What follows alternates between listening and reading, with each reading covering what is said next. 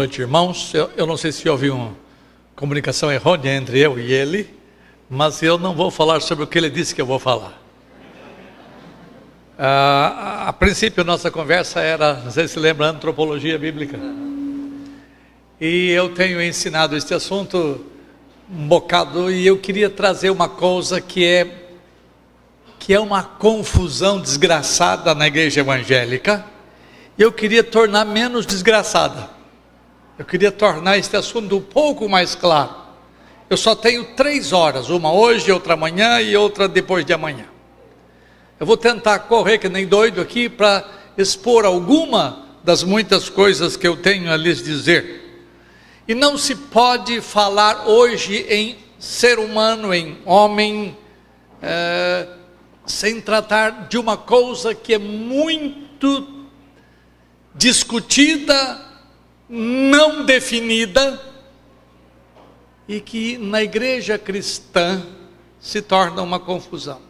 Se eu perguntar aqui a alguns de vocês individualmente, dizer assim, o homem tem livre-arbítrio, pronto, está feita a confusão, porque as definições não são dadas, e as respostas vão ser sim, não sei. Mas a grande dificuldade são as definições. Na igreja cristã nós não definimos. Falamos, por exemplo, em justificação, não definimos o que é justificação. Falamos em propiciação, não definimos o que isso significa, e assim por diante. A igreja cristã tem que conhecer conceitualmente as coisas de que ela ouve. Portanto, eu quero nesta noite e amanhã e sábado trabalhar com alguns conceitos de liberdade. Eu não vou usar o termo livre-arbítrio, porque ele é o mais confuso dos termos sobre o homem.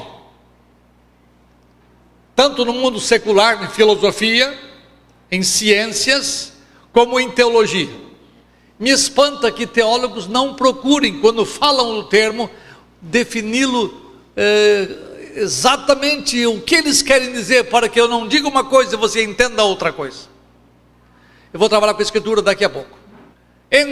Na igreja reformada, na igreja chamada calvinista, há algumas coisas que precisam ser mudadas. Alguns ficam tão fascinados com a doutrina da soberania divina que não deixam lugar para a ideia de liberdade. A tarefa da teologia é entender os termos que a escritura usa. Então eu vou tentar fazer isto hoje à noite em alguma medida. Eu vou apresentar 3 conceitos distintos de liberdade, porque um só conceito não exaure. Não adianta você dizer, quer ver só, eu quando perguntei, o homem tem livre-arbítrio, alguém já fez assim. Eu não disse o que eu quero dizer. Eu vou dar 3 definições distintas sobre liberdade, e eu vou mostrar que, dependendo do que eu estou falando, crente e incrédulo tem a mesma coisa. Dependendo do que eu estou falando, crente tem e incrédulo não tem. E dependendo do que eu estiver falando, que é a terceira coisa, uns pouquíssimos tiveram, o restante não tem. Eu vou definir isso daqui a pouco e vou explicar. Eu não quero que vocês fiquem boiando. Estou esperando, estou rezando para que dê certo isso aqui, mas não dá certo. 3 conceitos de liberdade. O primeiro eu vou chamá-lo de liberdade natural. Vou definir. O segundo conceito eu vou chamar de liberdade espiritual. Eu vou definir. E o terceiro conceito eu vou chamar de liberdade de escolha contrária. Eu vou definir. Tudo a seu tempo. Alguns que são alunos meus já ouviram o que eu vou dizer, não é novidade para eles, mas a igreja raramente ouve uma explicação sobre esta matéria. E eu tenho gastado anos tentando fazer com que essa coisa se cristalize na minha alma, sob o crivo de tantas pessoas a quem eu já falei. Porque você tem que expor o que você crê àquele que pensa de forma contrária de você.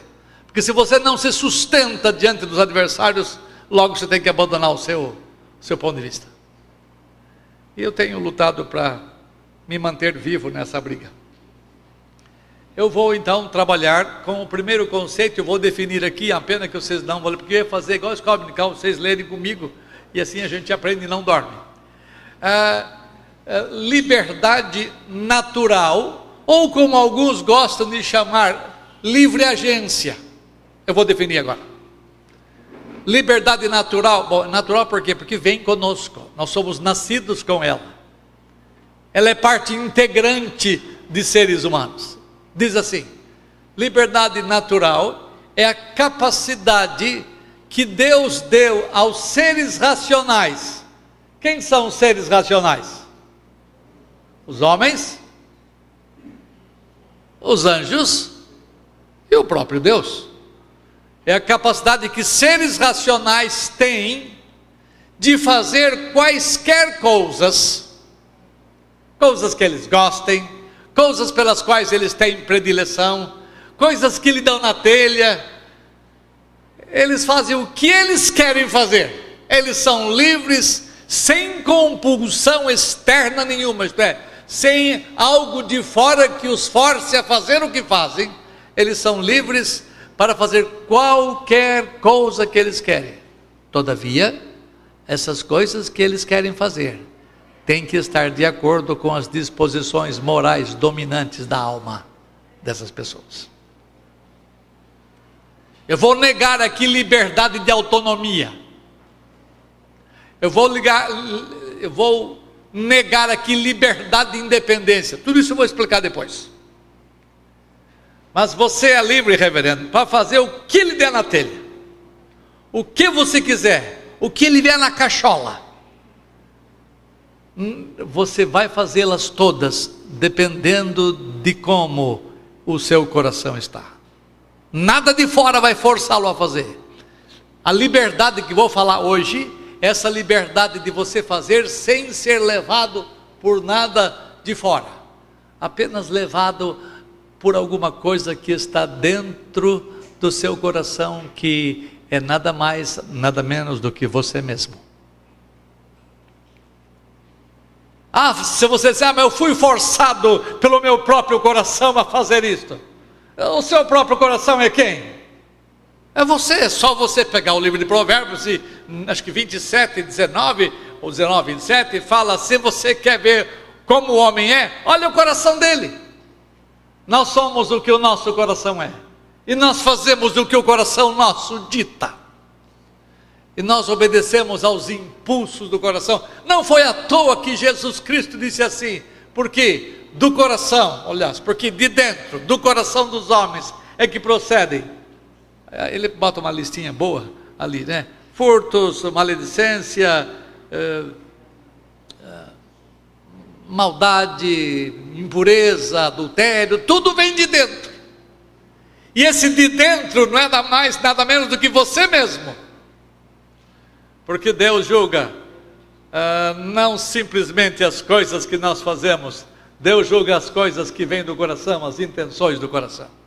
Então, eu vou repetir para vocês, e orando para esse troço acontecer, eu vou repetir para vocês a definição. É a capacidade que seres racionais têm de fazer quaisquer coisas que eles gostem, que eles queiram, pelas quais têm predileção, mas de tal forma que estejam de acordo com as disposições morais dominantes na pessoa. Ou seja, ela é levada a fazer qualquer coisa que ela queira, porque ela quer o que o seu coração quer. E vou provar para mais bem isso daqui a pouco. Então eu quero lembrar que esse conceito de liberdade é um conceito importante, porque essa liberdade é essencial ao ser humano como ser humano. Crentes e incrédulos, bons e maus, pretos, brancos, morenos, amarelos, todo mundo é livre. Ou seja, não é levado a fazer o que faz por coisa que vem de fora, mas ele é levado a fazer coisas pelo que ele tem lá dentro. Então é uma liberdade essencial para todos os seres humanos.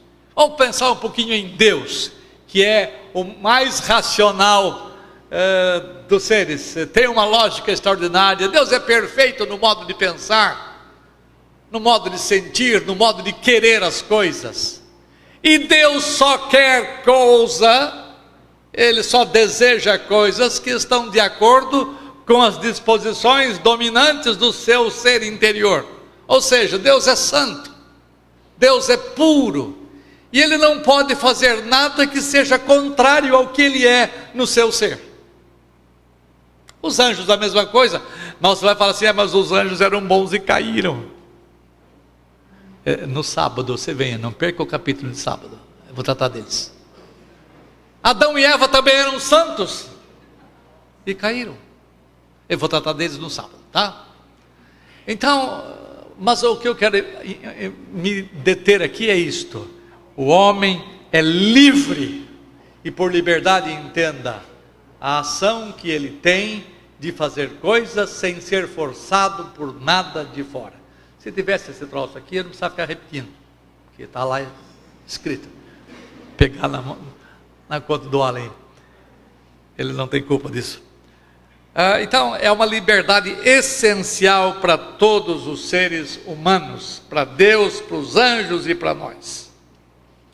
Se você for dar uma olhada na Confissão de Fé de Westminster, que é os símbolos de fé das igrejas presbiterianas do continente, das ilhas, isto é, da Inglaterra e os países ligados à comunidade britânica, ali diz que Deus capacitou o homem com a liberdade natural que não é forçada por nada que seja necessidade absoluta da sua natureza. Deus criou o homem um ser moral. E isso é essencial no homem, o fato dele ser um ser moral. O que é um ser moral? É aquele que tem inclinações morais, é aquele que tem noção do que é certo, do que é errado em alguma medida. O homem é um ser moral porque ele sabe diferenciar entre o que presta e o que não presta, tudo dependendo do que ele tem lá dentro, tudo dependendo das concepções que ele tem lá dentro. Então o homem é um ser moral. Atenção aqui, não é essencial que o homem seja bom, inclinadamente para o bem, não é necessário. Não é necessário que o homem seja inclinadamente para o mal, não é necessário, mas é necessário que ele tenha inclinação moral. Não existe alguém moralmente neutro, coluna do meio. Todos os seres humanos foram feitos por Deus com inclinação moral. Então é essencial. Antes de caminhar, eu tenho que definir. Quando eu falei essencial aqui, o que significa uma coisa essencial? Por exemplo, é essencial que a Bíblia esteja nessa cor? Não, porque tem Bíblia de outra cor. É essencial que ela seja quadrada? Também não, ela pode ser redonda, pode ser losangular, depende de quem. Claro que não é normal, mas não é essencial ela ser quadrada. Não é essencial ela ser deste material aqui. É essencial nela que ela tenha o que ela tem. A cadeira que a senhora está sentada, é essencial que ela seja branca? Que seja de plástico? Que tenha 4 pernas? Não, pode ter 3, pode ter 2. Pode ter cadeira de uma perna. Mas é essencial que ela sirva para o que você está fazendo aí. Uma coisa essencial é aquela que não pode faltar. Porque se ela vier a faltar, a coisa deixa de ser o que é. Se ela não serve para sentar numa cadeira. Ok? Então, e assim, todas as coisas. Uma coisa essencial é aquela que não pode faltar. E o homem não pode ser homem sem esta liberdade natural. O homem não pode ser homem sem ter inclinação moral. Deus fez o homem santo. Quando o homem pecou, deixou de ser santo, ele deixou de ser homem? Não. Ele continuou a ser um ser humano com inclinação moral. É verdade que para outra banda, para outro lado. O homem nunca deixará de ser um ser moral. sempre ele terá inclinações morais. Isso aqui é importante que você entenda, para você entender coisas que vêm pela frente. Então vamos pensar o homem, a liberdade natural, no estado que a confissão de fé chama de estado de inocência. Eu não gosto dessa terminologia pessoalmente, porque em nossa língua, no português, o que é uma pessoa inocente? Reino Delpino, você lembra? Juridicamente falando, o que é uma pessoa inocente? É que não é culpada. Não cabe bem. É muito melhor dizer que Adão, ao invés de ser inocente, Adão era santo, porque Deus fê-lo assim. Não havia nenhum defeito de fabricação em Adão. Ele era perfeito da forma como Deus o havia feito. Então eu posso dizer que Adão era santo, que a Escritura diz que Deus fez o homem reto, santo, sem mácula nenhuma. Então Adão era santo. Então eu vou tratar do estado de santidade, que é o estado de antes da queda. Porque quando Deus restaura o homem, Ele restaura no estado não de inocência, restaura o homem para que ele seja de novo santo. Então eu prefiro o nome estado de santidade do que estado de inocência, como os nossos símbolos de fé apontam. Se vocês entenderam, ainda que eu só falando, o que liberdade natural significa, deixa-me perguntar-lhes: se Adão tivesse só e unicamente essa liberdade natural, o que Adão faria e faria e faria e faria e faria, estaria até hoje fazendo? Adão faria o que era bom, o que era santo, o que era puro. Lembra? Liberdade natural é a capacidade que seres racionais, no caso os homens, de fazerem todas as coisas que querem de acordo com as disposições morais dominantes da sua alma. E qual era a disposição moral de Adão? Santa. Portanto, se ele tivesse única e exclusivamente essa liberdade, ele estaria até hoje no jardim. Não velhinho, babando, porque não haveria decomposição, não haveria as doenças, porque velhice, e eu já estou experimentando isso, os órgãos vão se decompondo até que um dia, multiplamente, eles vão à falência. Adão estaria santo, limpo, perfeito até hoje no Éden, se ele tivesse essa liberdade somente. Mas deixa-me tratar daquilo que nos diz respeito a nós que já estivemos no estado de pecado, embora o pecado ainda não tenha morrido em nós.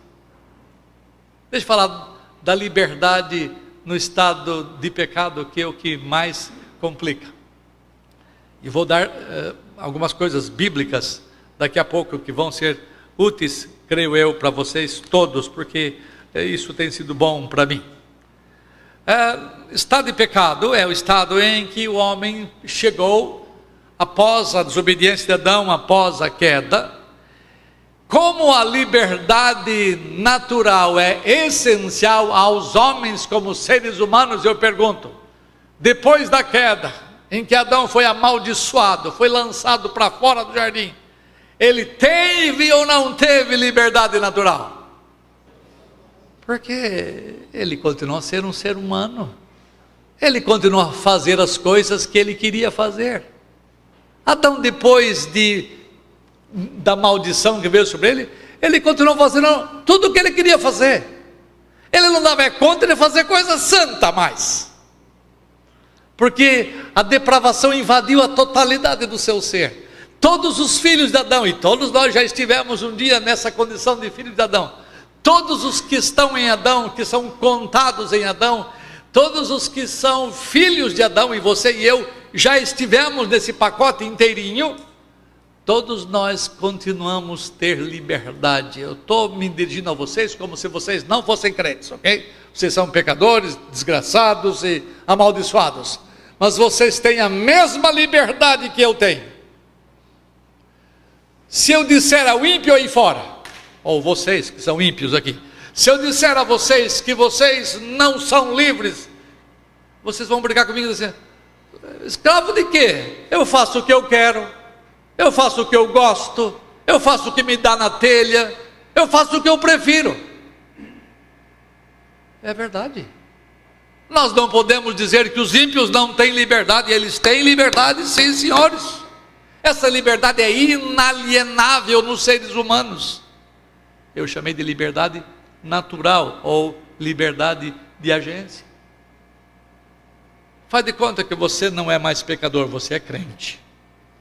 Eu espero que não seja só faz de conta, mas que você é crente mesmo, que você ama a Cristo Jesus e aí esse pacotão todo não ama. Você faz o que você quer, você ímpio faz o que você quer, só que vão querer coisas diferentes, ter gostos diferentes, mas vocês fazem o que vocês querem, porque aquilo que vocês querem é reflexo das disposições morais dominantes que estão dentro da alma de vocês. Vocês igualmente são seres morais, porque vocês têm inclinações morais. Eu não estou dizendo que vocês têm inclinações santas ou inclinações pecaminosas. Vocês têm inclinações morais. Vocês vão ou para um lado ou para outro.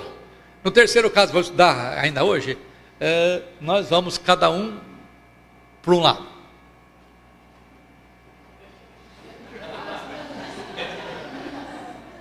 Você tem certeza que isso dá?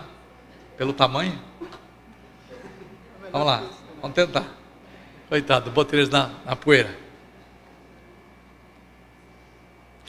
Então, no estado de queda, deixa-me pensar aqui em você. Vamos pensar num exemplo bem, que eu sempre uso, bem violento, bem extremo. De carro eu vim conversando com duas senhoras que nos foram buscar lá, e eu até perguntei, escuta, aqui em São Luís tem ladrão? Eles disseram, eles estão vindo de São Paulo. Se um ladrão chega na sua casa, eu vou falar com o crente ali, na sua casa, de revólver, você tem lá esposa, tem filhos, e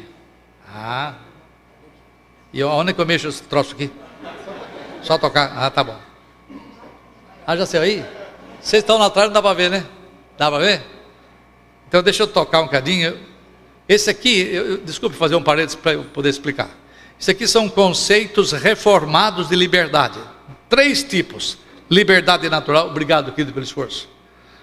A Casa da Bahia ficou sem um aparelho a menos. Liberdade natural, que eu estou trabalhando hoje. A liberdade espiritual, vou trabalhar amanhã se Deus quiser. E a outra, liberdade de escolha contrária, trabalhar no sábado. Em vários estágios, estágio de santidade, estado de pecado, estado de graça, estado de glória. Então, eu defini aqui. Vamos definir, agora vocês vão fazer, faz de conta que são criancinhas da escola dominical. Leiam comigo. Liberdade.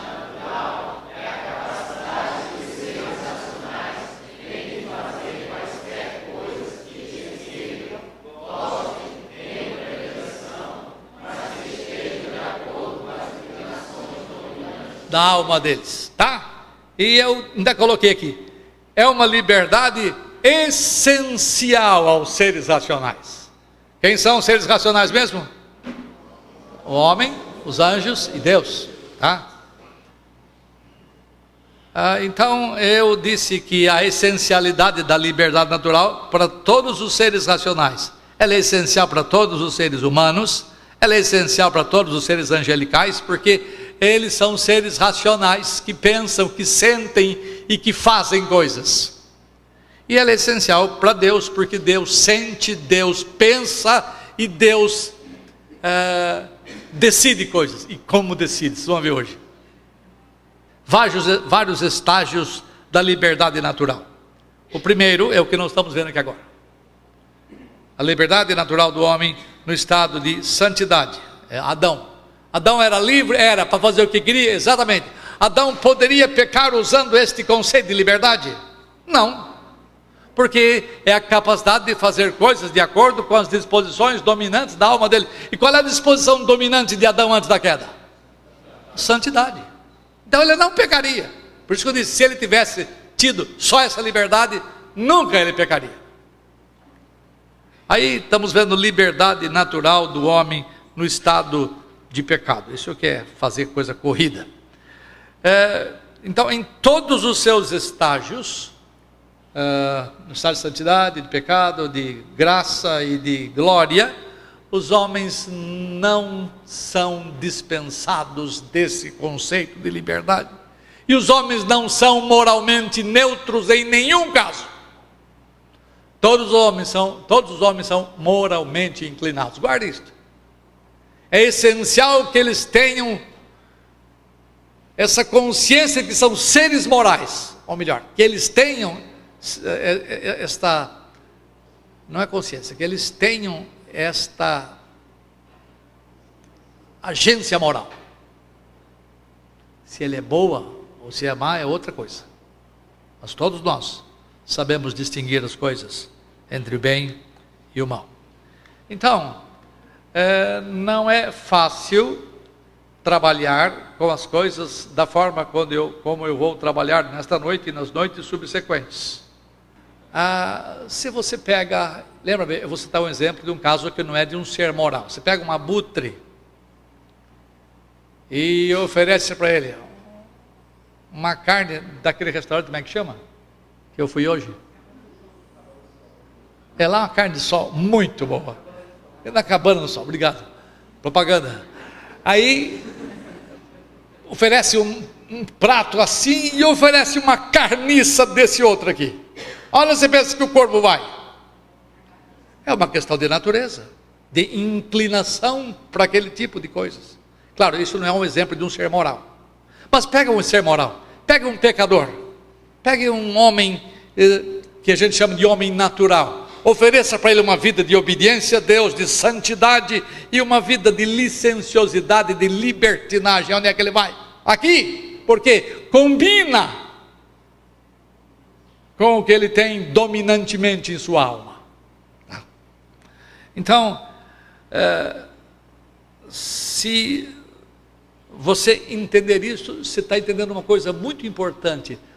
Todos os seres humanos caídos são livres para fazer o que eles querem.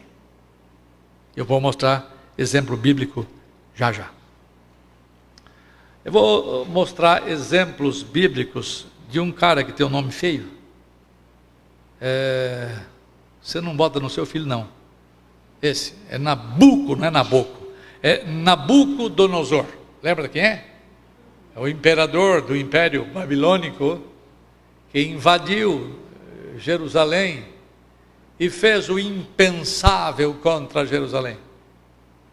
Se vocês não leram ainda, leiam não somente o profeta Jeremias, mas leiam as lamentações de Jeremias e vejam as coisas tristes que Nabucodonosor e seu exército fizeram contra o povo hebreu ali. Eles fizeram um cerco. Num cerco não sai ninguém, não entra ninguém, não sai água, não entra água, não sai ambulância, não entra ambulância, nada. Por 2 anos pelo menos. E aquele povo foi passando fome e sede.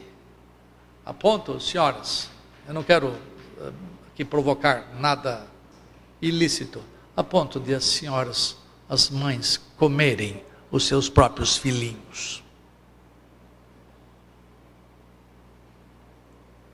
Beberem do líquido dos seus próprios filhos. Tanta foi a maldade que Nabucodonosor fez. E ele fez aquilo porque ele se achava o dono da terra, o dono do mundo. Ele era o imperador do mundo. Ele era o Napoleão de muitos séculos antes. Ele era ia falar Obama, mas vou ser preso, eu não posso dizer. Ele era quem tinha o império mais rico do mundo, mais poderoso do mundo. Invadia qualquer país a qualquer hora. E pintava e bordava, porque ninguém ousava falar nada contra ele, porque seria destruído. E ele fez porque ele quis, ele fez porque ele obedeceu aos impulsos do seu coração orgulhoso, aos impulsos do seu coração vaidoso e cheio de poder, sede de poder. Veja essa... está aí. Observe a liberdade natural. Ele fez o que queria, da forma que queria. Ninguém, não foi forçado por ninguém de fora a fazer o que ele fez. Ele obedeceu aos impulsos dominantes da sua alma. Ele obedeceu ao seu próprio coração maligno. Mas eu quero que vocês leiam uma outra coisa aqui. Observe que por detrás dos atos maus feitos voluntariamente por ele, feitos desejosamente por ele, ele agiu livremente, isto é, sem compulsão externa nenhuma. Ele agiu porque ele simplesmente fez aquilo que o seu coração ditava, as disposições dominantes do seu coração. Leiam comigo o texto da Bíblia, está lá em Jeremias 25, 8 a 11. Portanto, vamos lá.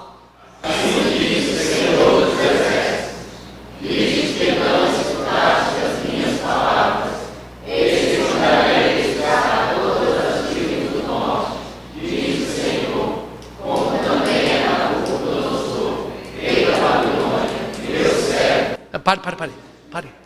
Veja que ele chama o Nabuco de meu servo. Nabuco nunca tinha ouvido falar do Deus de Israel. Deus nunca mandou um profeta para falar com Nabuco.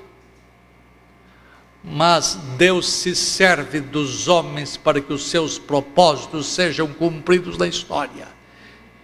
Ele, sem saber, acabou fazendo o que era plano divino, que fazia parte do decreto de Deus.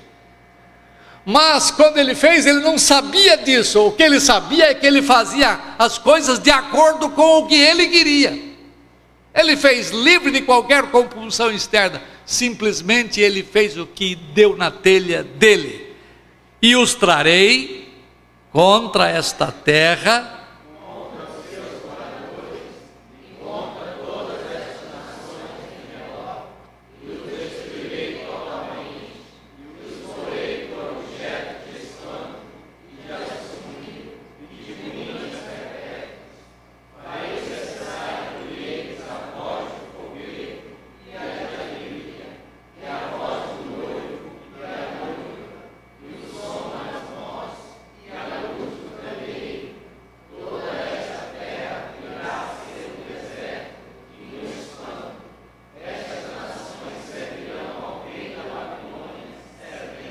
lá no tempo de Moisés, um bom tempo atrás, antes de Nabucodonosor, Deus já disse que ia fazer isso com Israel.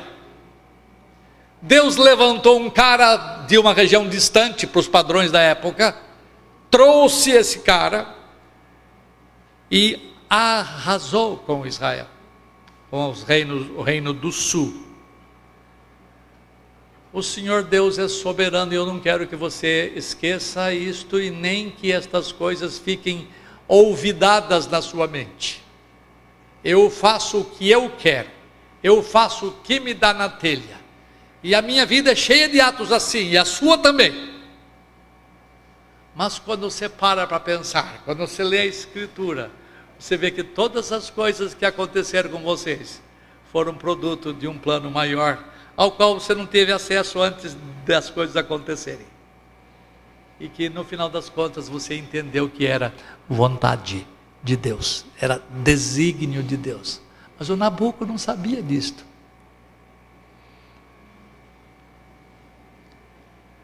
Veja só, a liberdade natural de Nabucodonosor. Veja o decreto divino que está escrito a respeito dos atos de Nabucodonosor. E o rei da Babilônia fez exatamente o que Deus havia planejado. Ele fez o que ele achava que devia fazer. Ele obedeceu aos impulsos dominantes morais da sua alma. Vou repetir, ele usou da liberdade natural para fazer as coisas de acordo com as disposições morais do seu coração. Mas por detrás havia um plano sendo cumprido. Você já leu em Provérbios 21 que Deus, quem sabe de cor? Que Deus inclina o coração do rei e ele faz com que todas as coisas que o rei faz sejam cumprimento dos seus planos. Se você não acredita nisso, leia o que está escrito em Provérbios 21:1. Terceira coisa, sobre o Nabuco, observe a responsabilidade de Nabucodonosor. O fato de Deus estar por detrás das coisas todas da história, e o fato dos homens fazerem as coisas obedecendo aos seus impulsos pecaminosos, ou santos, depende do que faz. Lembre-se, essa liberdade é que torna o homem responsável, independentemente de Deus estar por detrás. Quer ver? Veja para mim aí o texto que você vai ler comigo aqui. Juntos, outra vez. Acontecerá, porém,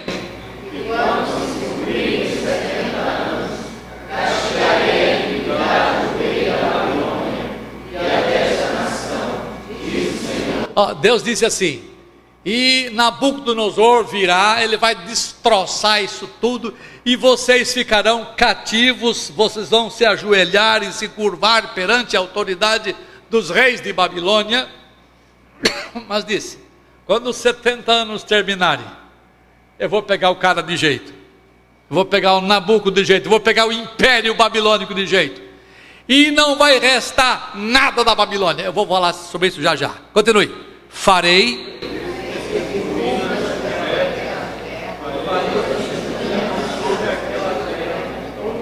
as minhas ameaças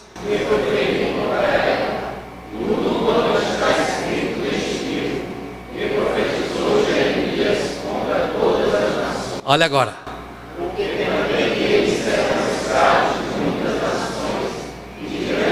Eles são os babilônicos.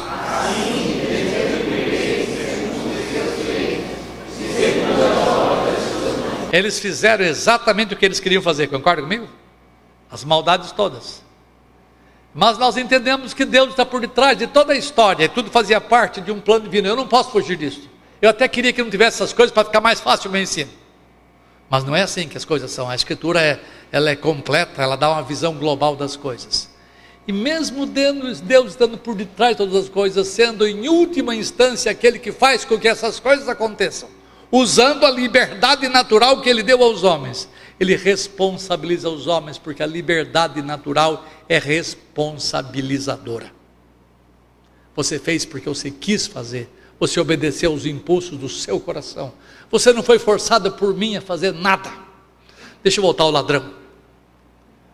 Alguém chega lá na sua casa, aponta a arma para a sua fronte aqui, e fala uma coisa feia como esta, por exemplo: eu quero que você diz para a sua mulher, desculpa querido, só faz de conta, eu quero que você diz para a sua mulher que você tenha relações sexuais na frente dos seus filhos, e eu seco o reborbão aqui.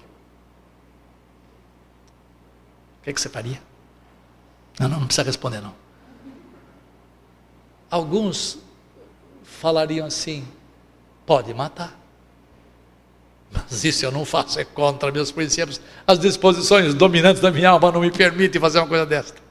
Porque essas coisas têm que ser feitas privadamente.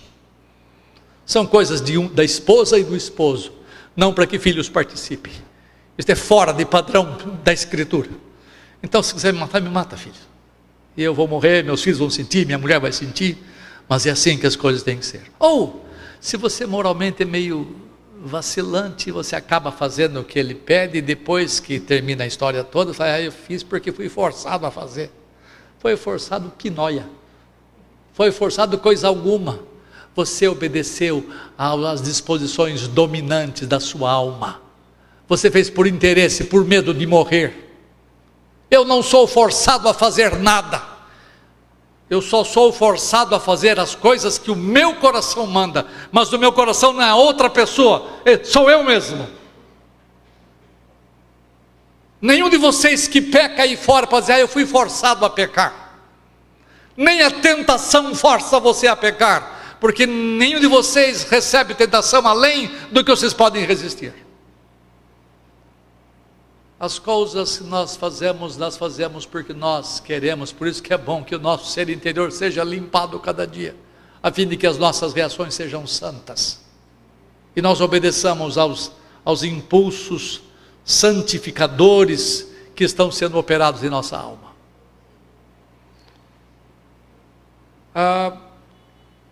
Percebe-se claramente duas verdades nesse texto, nesse exemplo que eu dei do Nabucodonosor.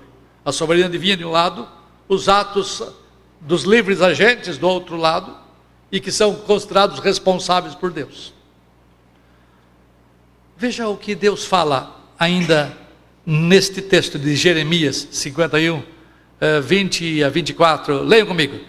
Tu, Babilônia,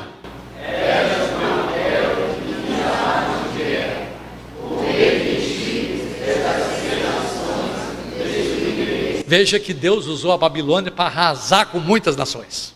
Continue.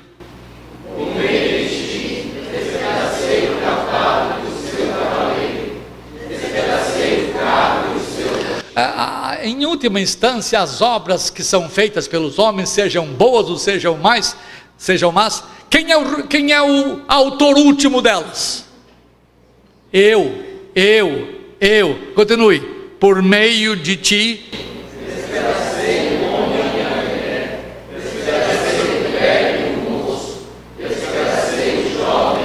Veja, isso aí tudo tem a ver com o que eu falei do livro de Lamentações. Eu estou por detrás de todas as coisas.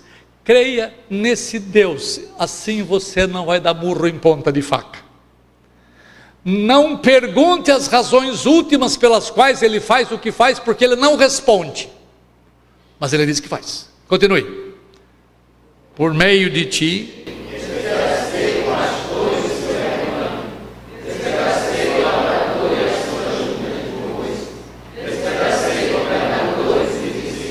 Olha agora.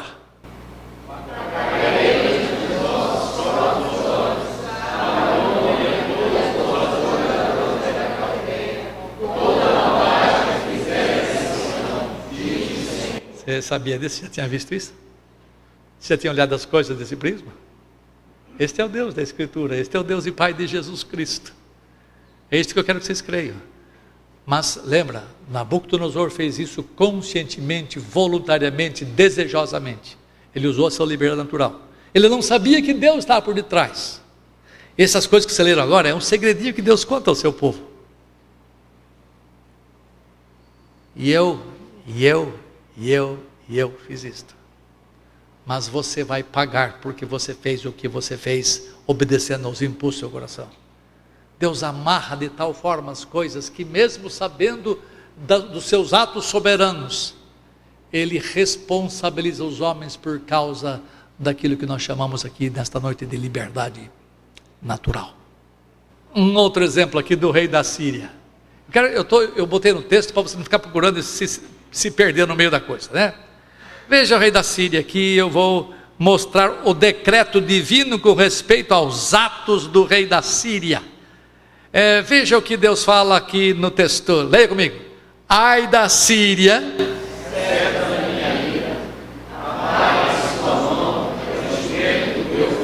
lembra-me, a Síria é uma vara que eu tenho, que eu vou acabar com Israel, eu vou acabar com Samaria.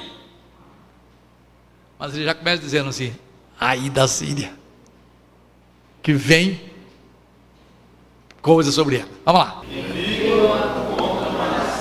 Que era Israel. E contra o povo da minha indignação e todo ordem, para que ele poupe a presa, e tome o despojo, e o ponha para ser pisado aos pés, como a lâmina da chuva.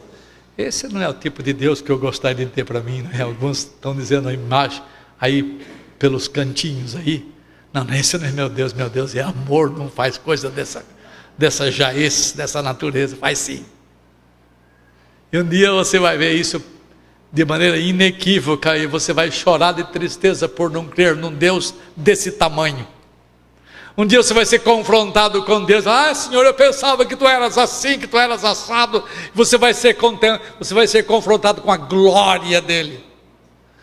Primeira coisa que você vai ver é ele no trono. Aí o trono indica soberania absoluta, governo absoluto. E você vai ser confrontado e você vai ver quão pequenininho era o Deus em quem você cria. Eu quero estimulá-la a pensar de forma diferente. Os olhos humanos não podem compreender este modo de Deus trabalhar. Os assírios também nem estavam aí, nem sabiam que a Síria era o que Senaqueribe, o rei da Síria, era um instrumento, era um martelo nas mãos de Deus. E o curioso é que Deus os envia, sem falar nada para eles. Deus os coloca perante o seu povo. E como é que eles podem ser punidos com justeza por fazerem exatamente o que Deus havia determinado que acontecesse? Esse é o problema dele, ele não responde para mim. Mas é assim que ele funciona. É aqui que repousa a consistência do decreto divino com as ações voluntárias dos homens. Deixa eu andar um pouquinho mais aqui. Nós vimos o decreto divino. Agora vamos ver a liberdade natural do rei da Síria. Olha como ele era mau e desaforado. Leiam comigo. Ela porém, ela é a Síria.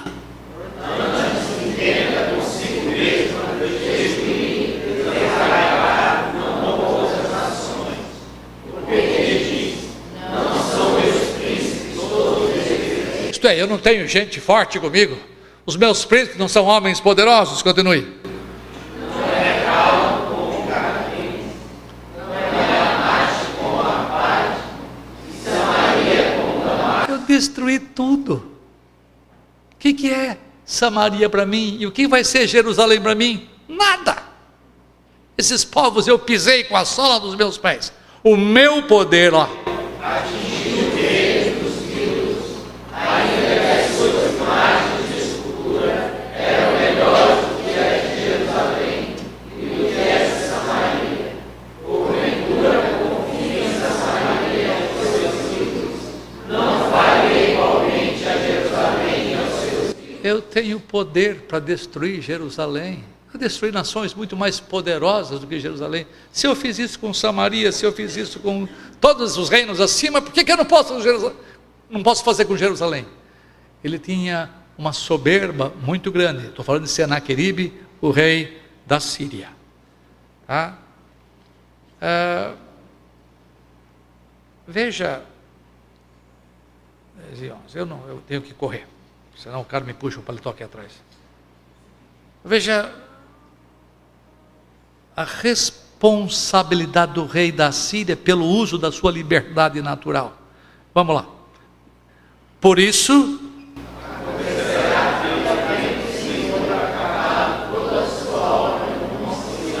quem que fez a obra mesmo?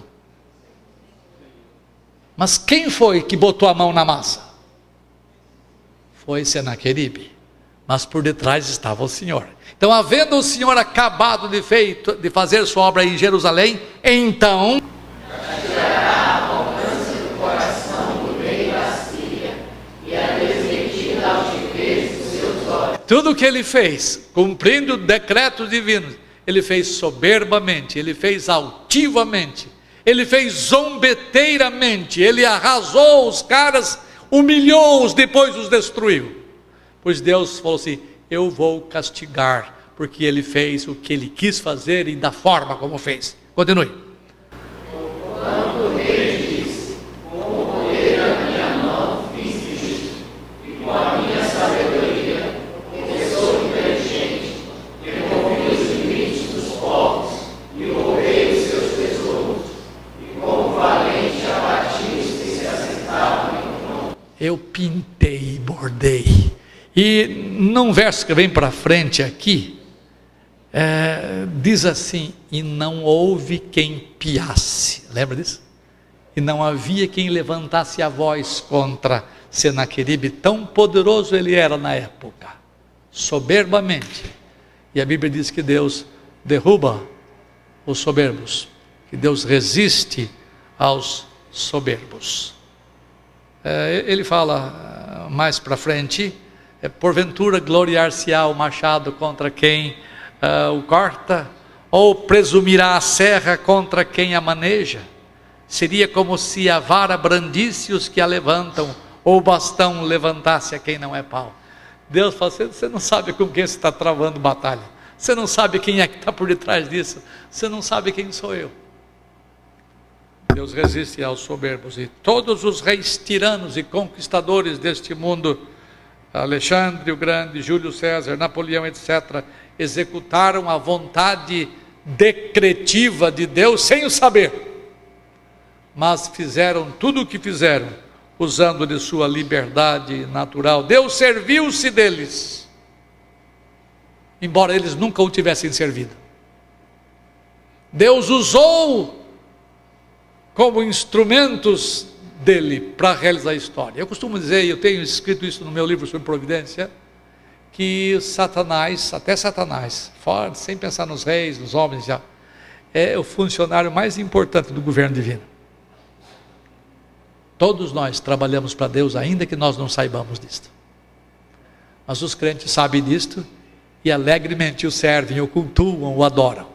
Mas os ímpios apenas servem sem saber que são servos do Altíssimo. Eu tenho mais coisa para falar. Esse de Absalão é de matar. Vamos lá. O tempo que se lasque. Vamos lá. Exemplo de Absalão. Observe, Absalão é filho de Davi. Observe a liberdade natural de Absalão. Veja lá. Lembra? O reino estava indo à míngua, Davi estava ficando já bem velho, descontentamento em Israel por causa do reinado, e pessoas insuflando para que Davi caísse, e quem tomou a direção, quem aproveitou a oportunidade, depois de briga com os próprios irmãos, foi Absalão. Meninas, diz que ele era um homem lindo, lindo, de fechar o comércio.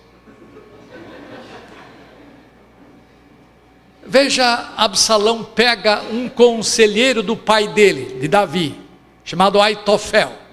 Olha a conversa de Absalão com Aitofel. Leia comigo.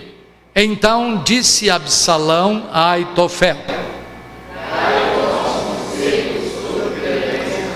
o que eu faço com meu pai? Eu preciso desmoralizar o meu pai, eu preciso fazer com que meu pai perca a popularidade, eu preciso ganhar a eleição. Não era eleição na época, né? Mas eu preciso pegar o trono. Continue. Disse Aitofel a Absalão: olha que conversa safada.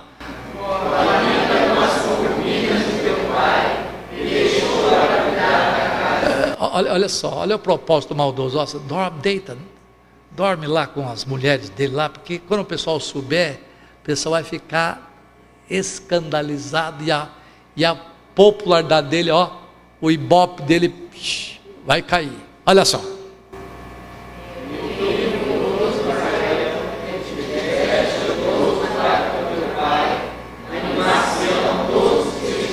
Você vai ganhar popularidade, você vai ganhar apoio. Faz isso, cara.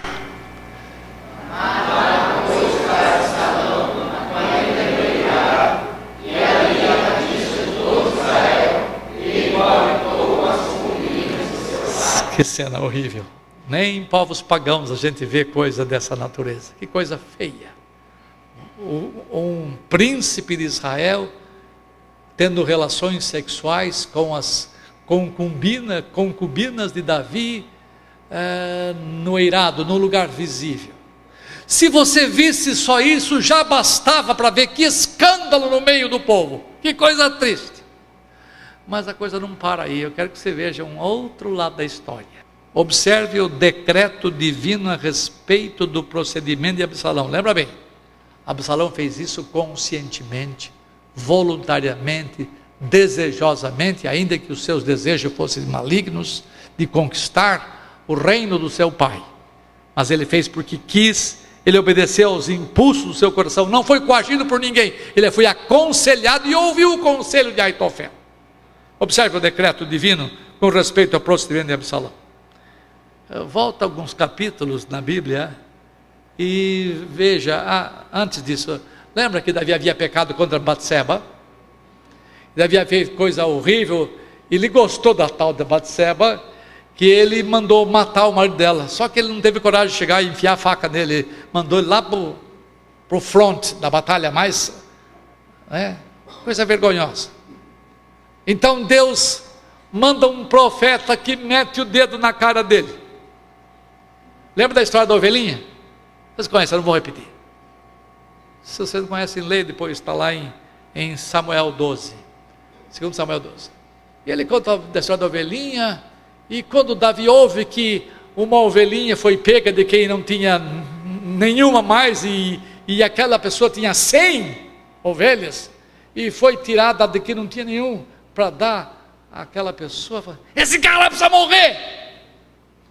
Aí o Natan fala assim, tu és o homem. Tu és o homem. E a Bíblia diz que Davi, da cabeça aos pés, tremeu, e disse ao Senhor, através de Natan. E o profeta Natan fala umas coisas muito duras. Veja parte delas. Assim diz o Senhor: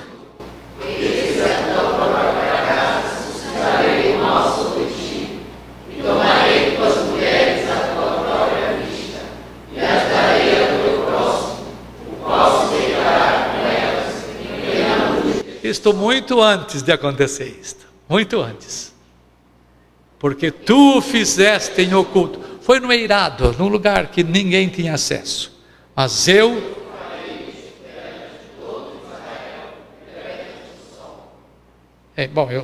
a conclusão vocês já sabem.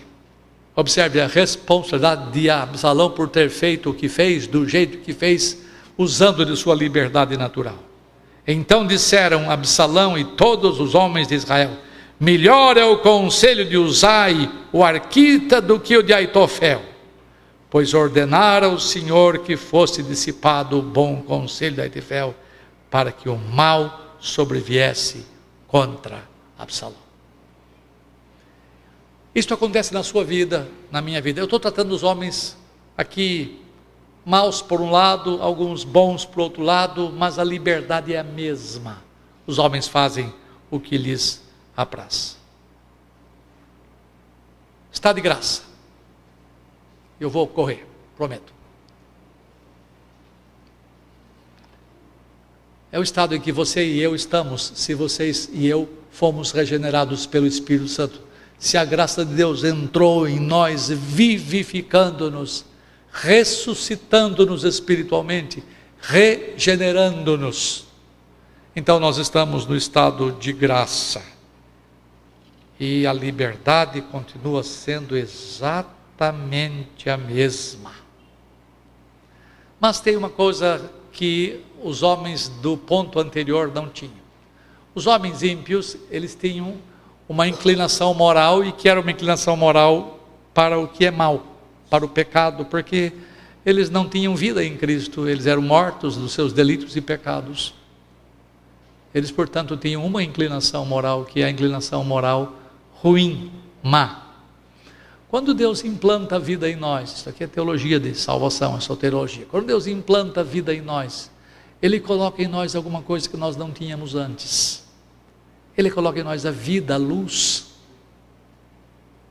e Ele coloca em nós o que não tínhamos antes, ou seja, santas inclinações. Ele coloca em nós desejos que antes nós não tínhamos. Hoje você tem desejos de Cristo, desejos de vida limpa, ainda que você não consiga tudo isso que você deseja, mas você já deseja coisas santas.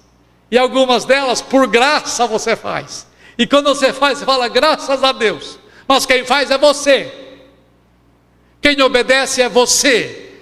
Quem se arrepende é você. Quem se santifica é você. Porque você age sempre obedecendo aos impulsos da sua inclinação, agora santa. A inclinação santa vem de Deus. Os atos continuam sendo seus, a liberdade continua sendo sua.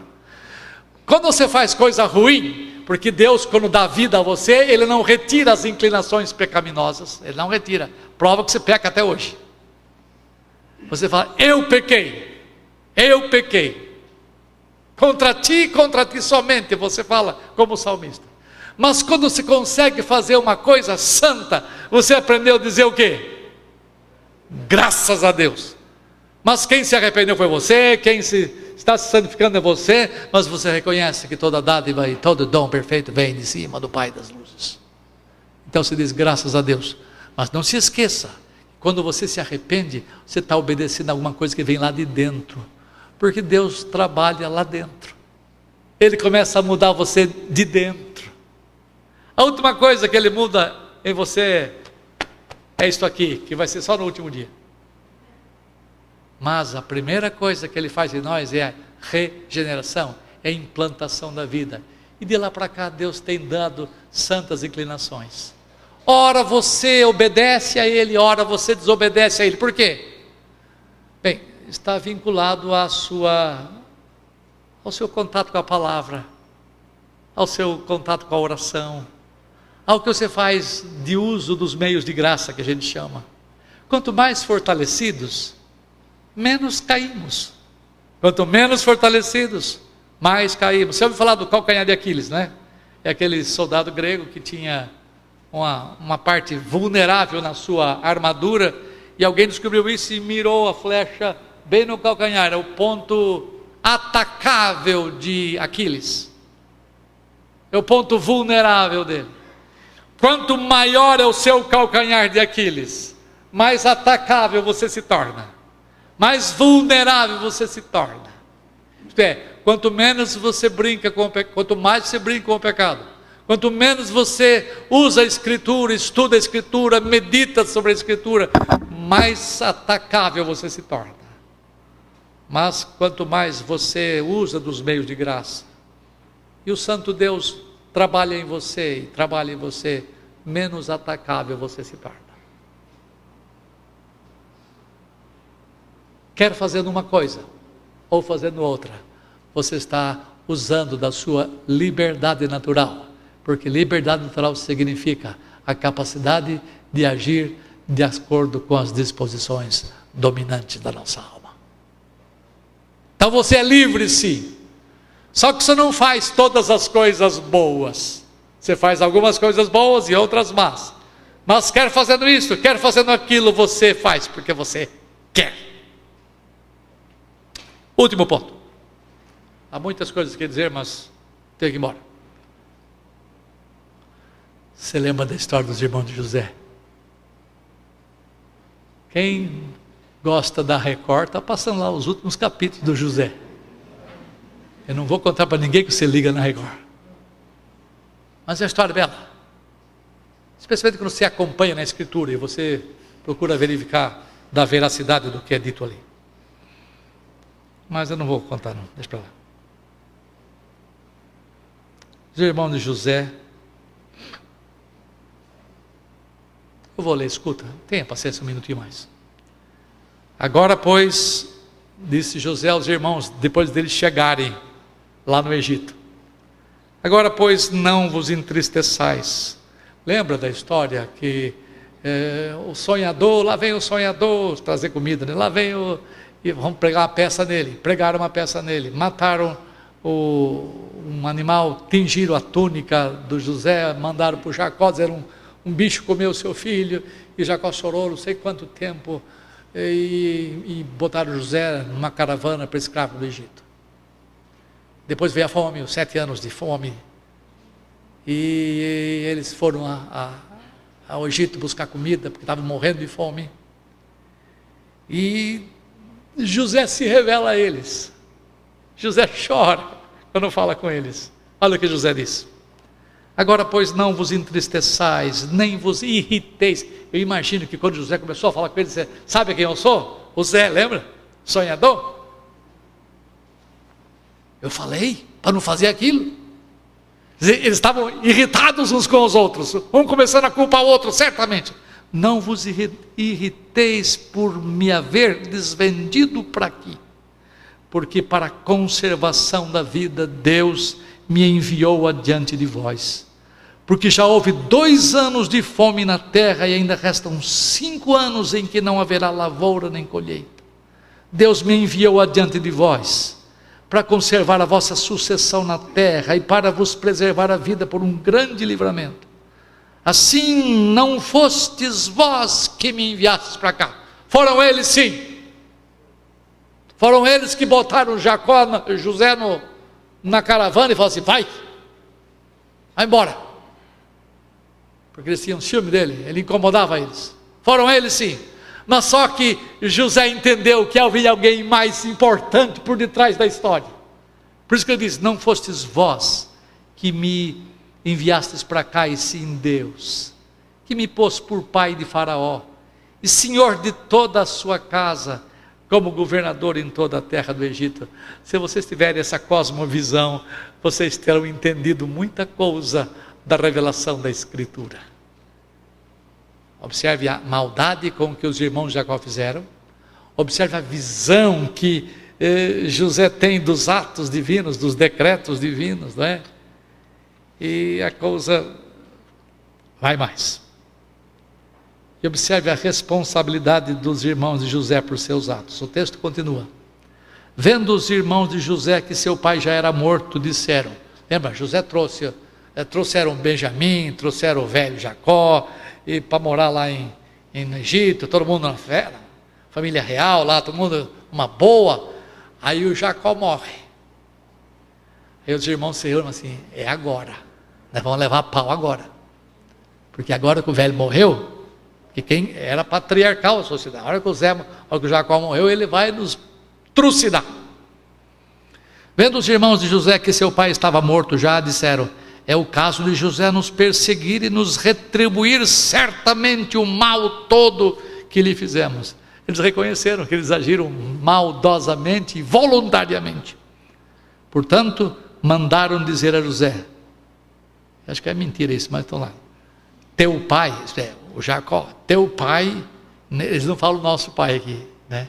Teu pai ordenou antes da sua morte, dizendo: assim direis a José, perdoa, pois, a transgressão de teus irmãos e o seu pecado, porque te fizeram mal. Agora, pois, te rogamos, José, que perdoes a transgressão dos servos do Deus de teu pai. Que bonito discurso, né? José chorou enquanto eles falavam. Depois vieram também seus irmãos, prostraram-se diante dele e disseram: eis-nos aqui por teus servos. Eles se colocaram na posição de escravos. Respondeu-lhe José: não temais, acaso estou eu no lugar de Deus? Eu sou José, eu não sou Deus. Vós na verdade, olha a visão dele, vós na verdade intentastes mal contra mim. Eles usaram da liberdade. Lembra, eles eram herdeiros do pacto, eles eram homens de Deus, servos de Deus, eram crentes da nossa maneira de falar, homens que estavam debaixo do pacto. No entanto, fizeram o que fizeram, usando da sua liberdade natural. Não temais, pois eu vos sustentarei a vós outros e a vossos filhos. E assim José consolou-lhes e lhes falou ao coração. Esta é a cosmovisão que nós devemos ter, de quem nós somos, da nossa liberdade, da nossa responsabilidade e dos atos governadores, soberanos de Deus sobre toda a nossa vida. Para terminar, no estado de glória, eu pulei, no estado de glória. Lá no estado de glória, o que você vai fazer? Alisson, o que você vai fazer no estado de glória? O bem, o bem, o bem, o bem. Por quê? Você continuará tendo a mesma liberdade. Você vai fazer as coisas de acordo com as disposições dominantes da sua alma. E àquela altura, a sua alma estará plenamente limpa. O seu corpo, então, limpo também. E nós todos haveremos ele disse, louvar a Deus, né? Mas nós vamos trabalhar, viu, Alisson? Na nova terra nós vamos trabalhar, nós vamos estudar, não conhecer Deus mais, nós vamos fazer tudo o que fazemos aqui, mas santamente, limpamente. E os nossos desejos serão santos. Mas nós continuaremos a fazer as coisas que nos darão na telha, as coisas que nós gostamos, as coisas que nós queremos, e nós as quereremos. Coisas santas somente. Amanhã eu termino este assunto. Eu passo mais filminho para vocês verem. Eu quero que vocês entendam, esta é uma das liberdades. É a primeira das liberdades. É difícil para você entender que o ímpio é livre. Se você entender, fazer as devidas distinções do que liberdade significa. Todos os homens são igualmente livres. Para o resultado da liberdade deles dependerá de como vai o coração deles, de como vai a interioridade e as disposições morais dominantes deles. Feche seus olhos e curve a sua cabeça. Nosso Deus, nós te pedimos que nos ajudes a pensar corretamente. Nos ajudes a entender este assunto de liberdade, especialmente este primeiro ponto desta noite. Que nós vamos para casa e reflitamos sobre o fato de sermos livres, de agirmos desejosamente, sem sermos compungidos ou forçados por nada de fora, mas seguimos os impulsos do nosso coração, as disposições dominantes dele. Portanto, santifica a minha alma, Senhor. Santifica a alma dos meus irmãos. Torna-nos homens e mulheres mais obedientes a Ti, ainda assim agindo livremente, fazendo as coisas próprias de um coração de remido. Dá-nos graça sobre graça, nesta noite e sempre. Por Jesus te oramos. Amém.